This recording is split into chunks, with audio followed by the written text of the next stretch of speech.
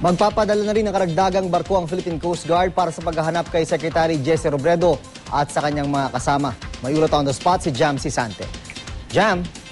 Yes, June, hinahanda na nga ng Philippine Coast Guard ang kanilang vessel na BRP EDSA para sa posibleng paglayag nito patungong Masbate para tumulong sa search and rescue operations kina DILG Secretary Jesse Robredo at 2 piloto ng sinasakyan nilang eroplano na bumagsak sa dagat ng Masbate kahapon.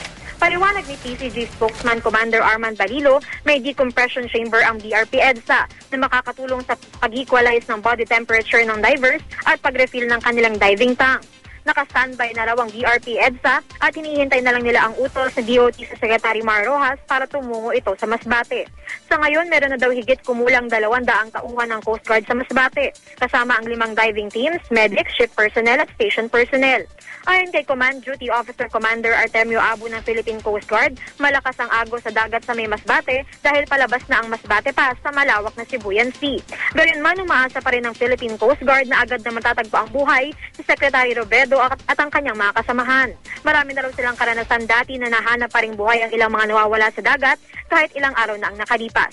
At yan muna ang latest dito sa Maynila, June. Maraming salamat, Jam Sisante.